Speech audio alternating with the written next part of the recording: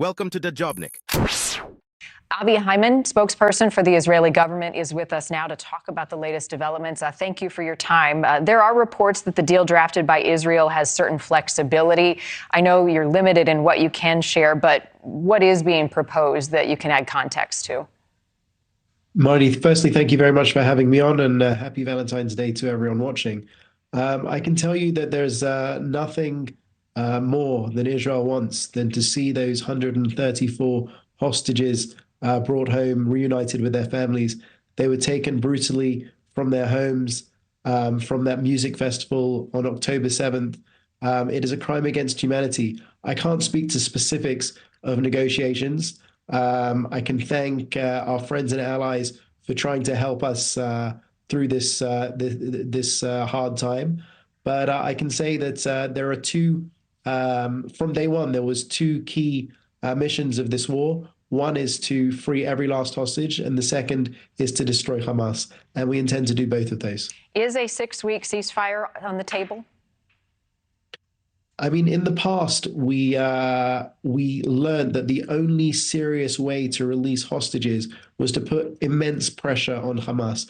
We put so much pressure on Hamas, they were on their knees begging, please, for some kind of cessation of violence, some kind of limited pause, so that we could get out the hostages. We actually ended up doing that a couple of times, and we got 110 hostages back with their families.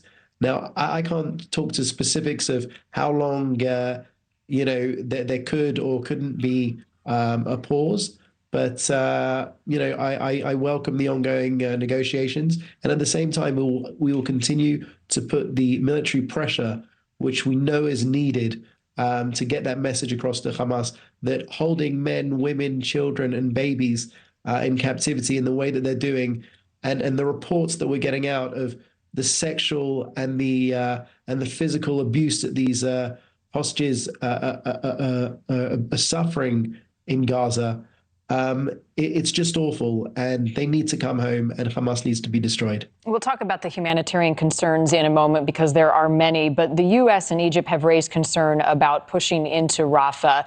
Does that jeopardize a deal to release the hostages or to get them out safely? So, Marnie, there's a lot of talk about, trying to suggest that we shouldn't go into Rafah. Well, as the Prime Minister has said, if we don't go into Rafah, we'll lose the war. Telling us not to go into Rafah is essentially saying, leave Hamas in power. And Hamas has made it very clear that if they stay in power, they will look forward to doing October 7th again, and again. This is a genocidal terror organization that seeks to destroy all of Israel, to kill all of the Jews in Israel, and then to go after the Jews around the world. That's not my words, that's their words. It's in their charter. It's the very creed in which they were founded. So we can't allow Hamas to stay in power.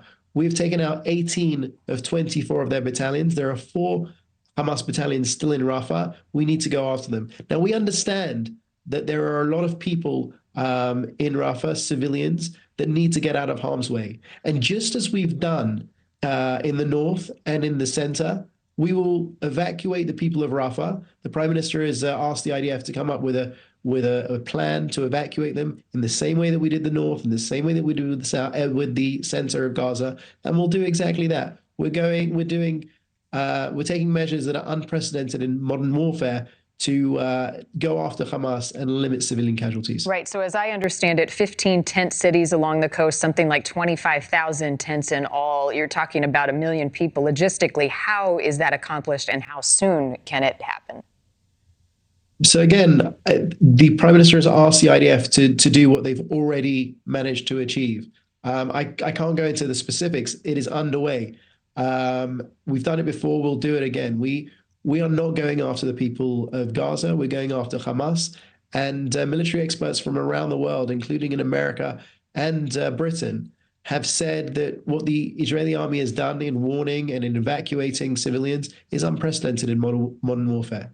Avi Hyman, I appreciate your time. Thank you. Thanks for watching. Drop a comment below. Don't forget to like, share, and hit subscribe to stay updated with our latest content. Until next time, stay informed and inspired. This is Dajobnik signing off.